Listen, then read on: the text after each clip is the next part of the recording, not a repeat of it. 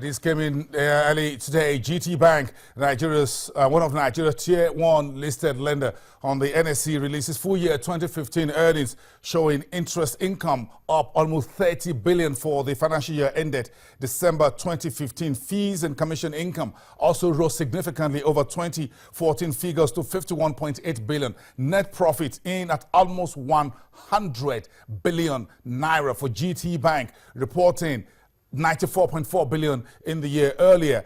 Proposed dividend for this commercial lender will be 152 kobo. That will bring his final dividend, the dividend yield for GT Bank, to 9.2%. This is one major positive news from Nigeria's banking sector that we've seen since the new year started. 3 of Nigerian banks had already given profit warnings, and we're looking out for those numbers. But this morning, GT Bank came with those better than expected numbers. Initial reactions to this data from GT Bank, from FBN Quest, showed that the bank grew its funding income 79% year on year to 39.8 billion naira. Despite loan loss provisions, analysts at FBN Quest believe that GT Bank is on track to meet the refinancing of its GT Bank Eurobond that is due May 2025. That is part of the story here that we're following very closely. We have more on that story for you in our news and other programming ahead. Let's tie that to the performance of the Nigerian stock market. There's been a gentle recovery since the middle of January, according to a new report issued today by the investment bank and research firm FBN Quest. The report says that from a negative 21.6% on January the 19th, the NSE's general index further narrows to 16.5% and gets much better to a negative 9.3% at the closing bell on Friday. The peak up in the local bourses index return since the beginning of March tracks a recovery in the price of crude oil, rallying around $40 a barrel early Friday, higher than Nigeria's budget benchmark of $38 a barrel. The FBN Quest report states that the pitiful average daily trade of $11.6 million on the NSE in 2016 was due to the dramatic loss of buying interest from offshore portfolio community. All right, we'll take a look at some other stories as we speak. Let's get a view of Nigeria's markets here for you right now. 2 governors of northern Nigeria among some of the top government officials and market participants attending today's roadshow in Sokoto, northwest Nigeria, organized by the Securities and Exchange Commission. The capital market regulator had in recent months focused on further capital market inclusion and education of retail investors in northern Nigeria. Let's talk to the head of the SEC, joining us via telephone from Sokoto this afternoon, Monir Guazo. Good afternoon to you, sir, and we thank you very much for joining us on the program.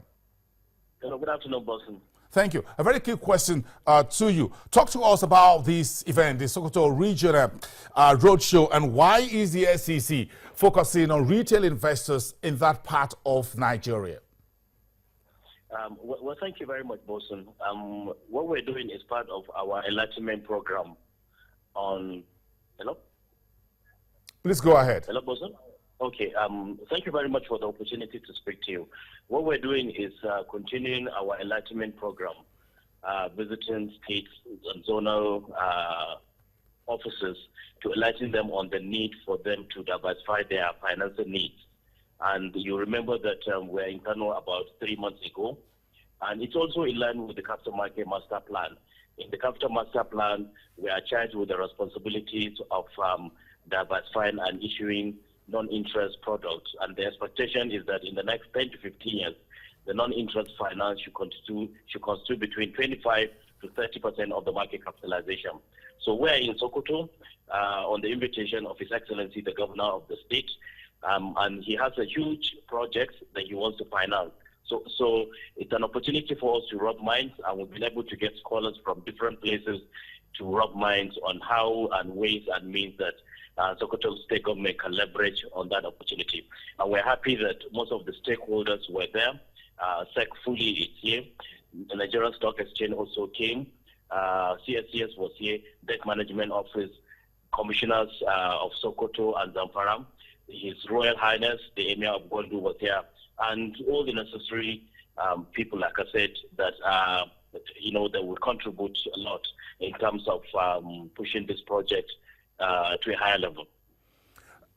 One last question quickly. Talk to us about reactions of retail investors in this region, the northern part of Nigeria, between Kano and Sokoto State.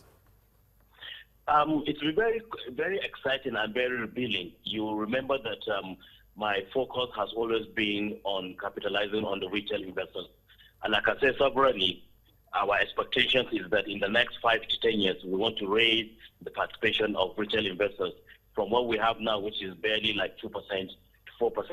And we have looked at other countries like Malaysia, they have about 9%, South Africa 19%, USA, they have about 46%. And we think one way of making our market to be much stronger is to bring back the retail investors. And what we're doing is to look at what are their concerns about the retail investors. What we've had in the past is to having roadshow and telling retail investors to come back to the market. What we're doing now is different. We have identified most of their concerns. So for instance, one of their concerns is if you meet any retail investor, he'll tell you that I've been investing in this market for the last 10, 15 years, but I've not been collecting my dividend. So last two we were in Kano on the e-dividend roadshow. You remember about 2 months ago we were in Lagos, and prior to that we were in Abuja, and in the next 3 weeks we're also going to be in Port Harcourt. The message is the same, that what are your concerns, what are your problems, and we're ready to address those problems. And so, for instance, in Kano, 90% of the concerns have to be with the fact that they have not been getting their dividend, their certificates they cannot verify, they have given their shares to be sold and they have not been sold, or the process has not been repeated. So we told them that the best solution is to now key into the e-dividend platform. And we've had an excellent cooperation and support, both from Central Bank of Nigeria, from NIBS, and all the stakeholders. So the retail investors are very eager, but they are also very concerned about their problems. And we've told them that it's a long journey, but you have to start it now, and I'm happy with the extent we have reached out. Okay, Ms. Monero Guazo, the Director General at the SEC. Let's leave it there today from Sokoto State, Northwest Nigeria. Now let's keep it here at home in Nigeria. The Bureau of Statistics is expected to release the February inflation rate on Wednesday. That figure is expected to be much higher than Central Bank's target of 9%. The financial derivatives company had forecast 10.1%, and early today, Access Bank, one of Nigeria's commercial lenders, is forecasting 9.7% for the data due out from the NBS on Wednesday. Let's talk to Dr. Biodun Adedekwe. He's an economist and management consultant at B. Adedekwe and Associates. Good afternoon, sir. We thank you for joining us on the program. Yeah, thank you for having me on the program. We appreciate that. Now, what are your expectations on the February inflation data due out on Wednesday? Well, my expectation is that the rate is likely to go double digits. And my reason is very simple. If you look at the historical trends of the inflation rate in Nigeria, number one, looking at line, and also in the last 5 to 6 months, how the actual rate has placed above the trend line that we had since 2001.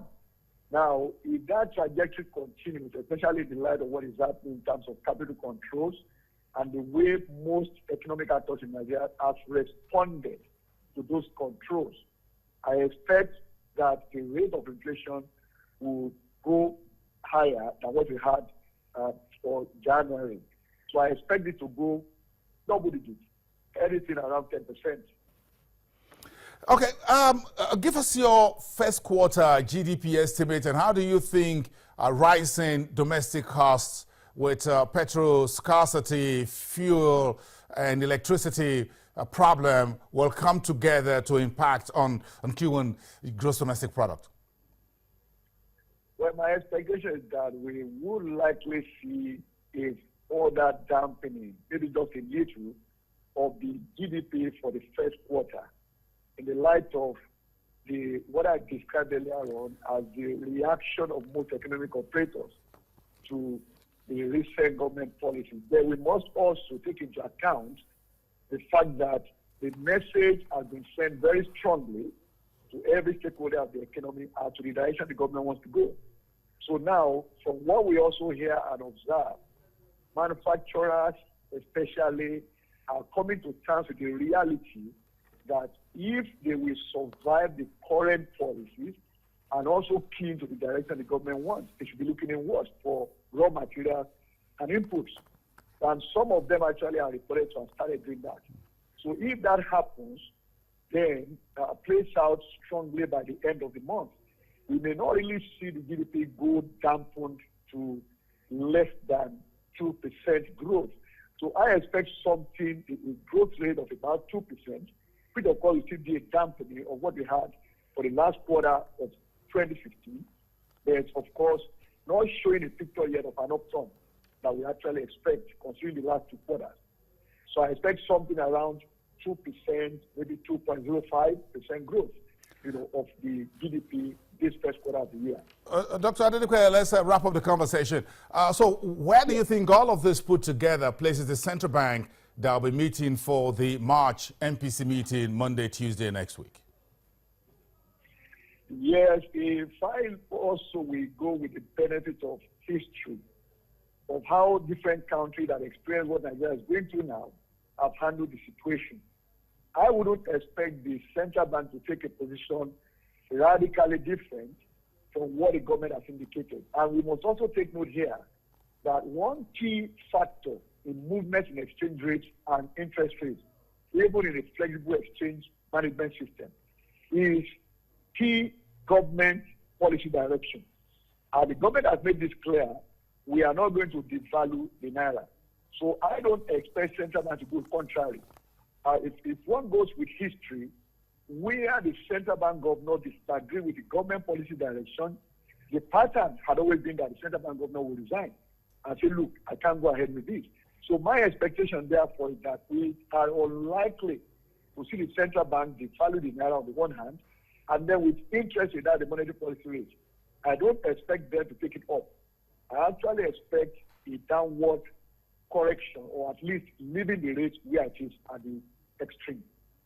Okay, we have just a few days less. By this time on Monday, Tuesday, we'll be talking about that. Dr. Adedekwe, economist and senior partner at B. Adedekwe and Associate, we thank you for your time this afternoon. Let's come back after the break. We'll go back to the global marketplace. It's been a very bullish run throughout last week for the commodities market. We have one short interview to give you a view of this market vis-a-vis the interest rate decisions by the FOMC, the Bank of Japan, and the ECB.